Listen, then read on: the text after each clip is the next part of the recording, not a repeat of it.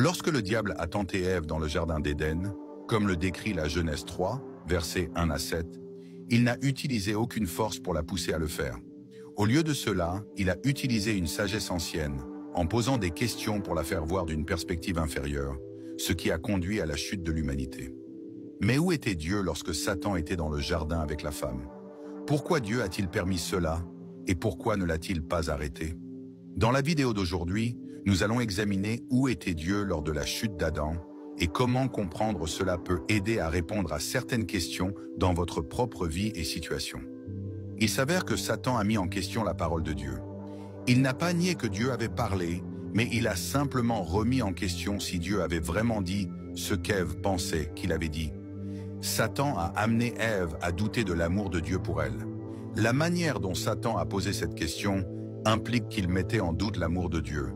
Il disait en gros à Ève que si Dieu t'aimait vraiment, il ne te cacherait rien, n'est-ce pas? Satan a utilisé la même tactique sur Jésus dans le désert, en lui demandant « Si tu es le Fils de Dieu, ordonne à cette pierre de devenir du pain. » Rappelez-vous, juste avant que Jésus ne parte dans le désert, il a été baptisé par Jean-Baptiste, et puis les cieux se sont ouverts, et Dieu a dit « Celui-ci est mon Fils bien-aimé, en qui j'ai mis toute mon affection. » Et ensuite Satan dit à Jésus « Si tu es le Fils de Dieu, pouvez-vous voir comment Satan a omis le mot « bien-aimé » Tout cela se trouve dans Luc chapitre 3. Satan ne veut pas que vous croyiez que vous êtes aimés de Dieu. Le récit de la Genèse révèle que Dieu a créé Adam et Ève, le premier homme et la première femme de la race humaine. Ils ont été créés parfaits et sans péché, et Dieu leur a donné tout ce dont ils avaient besoin pour se réjouir et prospérer. Il a fait tout cela par son amour insondable et inconditionnel pour eux. Dieu désirait qu'ils l'aiment en retour et expriment cet amour en poursuivant une relation avec Dieu de leur propre libre arbitre. Pour que l'amour soit prouvé authentique, Dieu a donné à Adam et Ève la liberté de choisir. Nous pouvons choisir d'aimer ou de ne pas aimer, d'obéir à Dieu ou de ne pas lui obéir, de faire le bien ou de faire le mal. Si les humains n'avaient jamais été autorisés à être testés et éprouvés, alors les gens ne seraient rien de plus que des robots. Dieu aurait pu nous créer pour l'aimer et l'obéir automatiquement. Il aurait pu mettre une clôture autour du jardin d'Éden et ne jamais permettre à l'humanité d'être tentée. Mais le désir de Dieu était et est que les gens l'aiment sincèrement, lui obéissent de bon gré et l'adorent de tout leur cœur.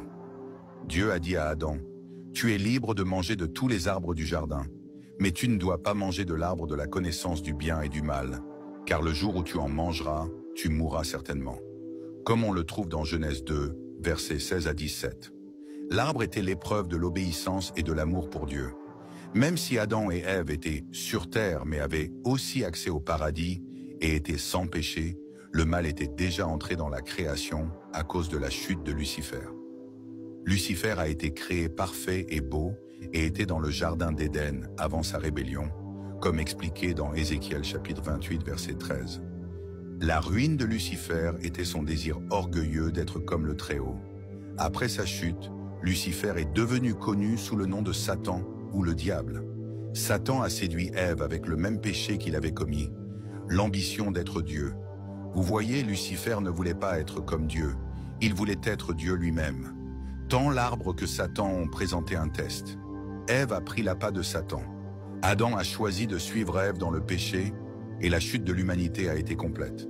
Comme expliqué dans Romains chapitre 5 verset 12, où il est dit « Ainsi comme le péché est entré dans le monde par un seul homme, et par le péché la mort, ainsi la mort est passée dans tous les hommes, parce que tous ont péché. » Alors pourquoi Dieu a-t-il permis à Satan d'entrer dans le jardin d'Éden?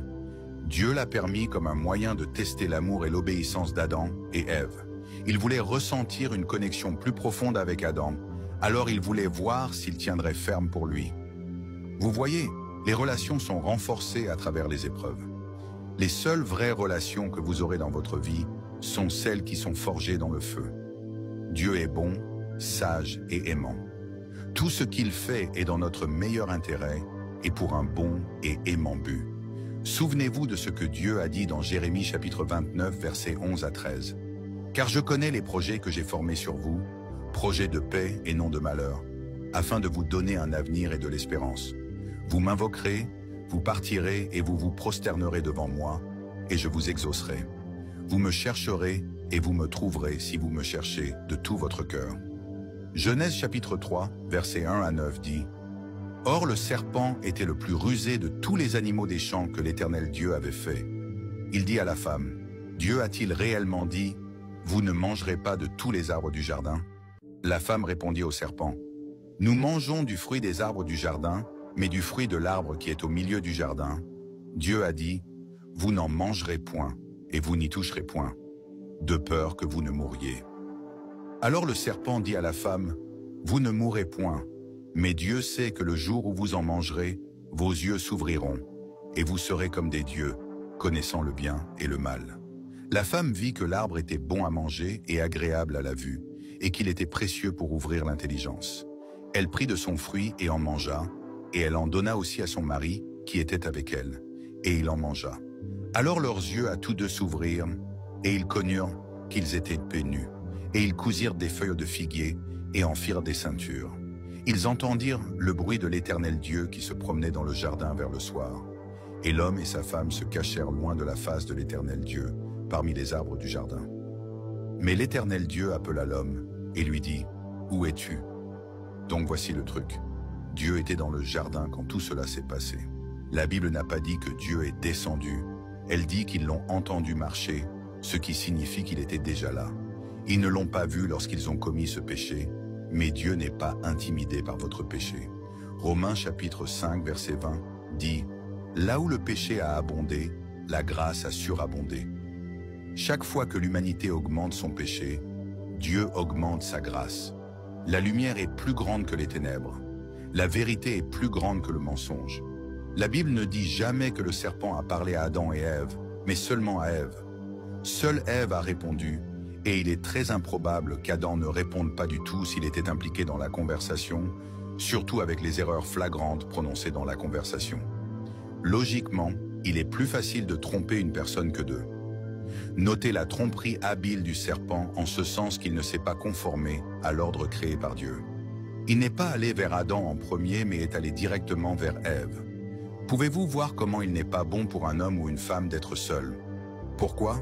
Parce qu'ils sont plus susceptibles de prendre de mauvaises décisions. Vous avez besoin d'une équipe. Vous avez besoin de personnes autour de vous pour vous dire où vous devez vous améliorer. Rappelez-vous qu'un homme très concentré est aussi un homme très aveugle.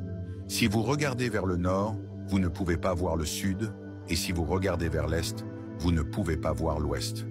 1 Timothée chapitre 2, verset 13 dit « Adam a été formé le premier, puis Ève, et Adam n'a pas été trompé, mais la femme a été trompée, et c'est elle qui est devenue coupable.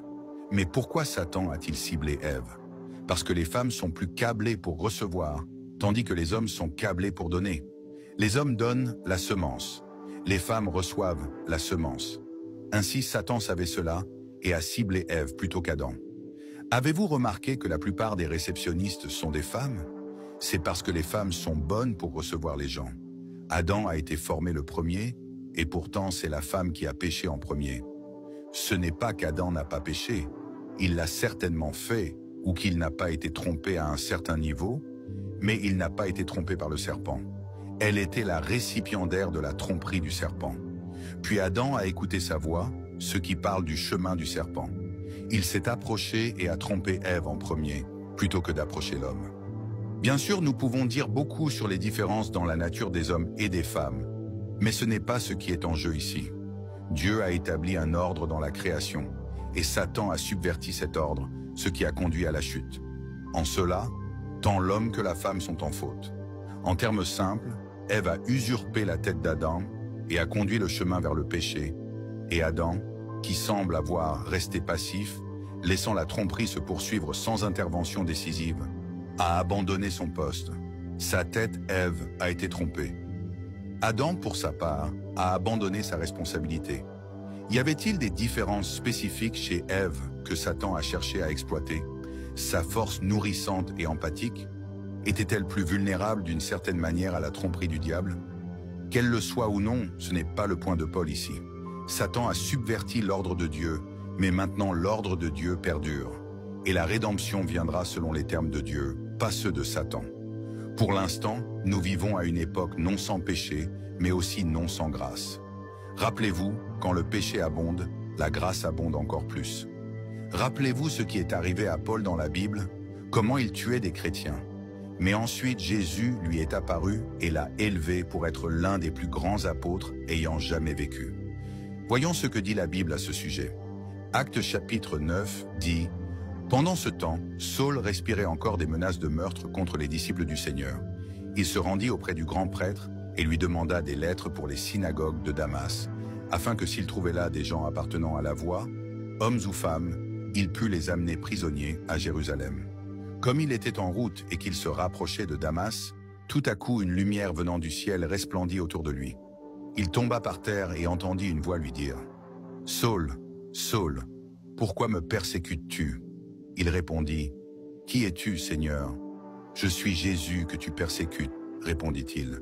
Lève-toi et entre dans la ville, et on te dira ce que tu dois faire. » Les hommes qui voyageaient avec Saul se tenaient là, stupéfaits. Ils entendaient la voix, mais ne voyaient personne. Saul se releva de terre, mais lorsqu'il ouvrit les yeux, il ne voyait rien. Ils le conduisirent par la main jusqu'à Damas. Pendant 3 jours, il resta aveugle et ne mangea ni ne but rien. À Damas, il y avait un disciple nommé Anania. Le Seigneur l'appela dans une vision. « Ananias, répondit-il, me voici, Seigneur. » Le Seigneur lui dit, « Lève-toi, va dans la rue appelée la droite et cherche dans la maison de Judas un homme de Tarse nommé Saul. » Il prit et il a vu en vision un homme nommé Ananias entrer et lui imposer les mains pour qu'il recouvre la vue. Pouvez-vous voir comment, même si le péché abondait en Saul, qui a été plus tard appelé Paul, la grâce a abondé en Christ? Les ténèbres ne sont pas plus grandes que la lumière. Souvenez-vous que Jean chapitre 3, verset 16 dit « Car Dieu a tant aimé le monde qu'il a donné son Fils unique, afin que quiconque croit en lui ne périsse point, mais ait la vie éternelle. » Le péché a perdu, Christ a gagné. Entrez dans sa victoire en priant cette prière du cœur. « Seigneur Jésus, je viens à toi et je te demande de venir dans ma vie. Sauve-moi de mes péchés, guéris-moi de ma maladie et de ma douleur, et enlève ma culpabilité et ma honte. J'accepte que tu es le Fils de Dieu, qui est mort pour moi, et après 3 jours, tu es ressuscité. Remplis-moi de ton esprit et transforme mon cœur. Je te donne ma vie.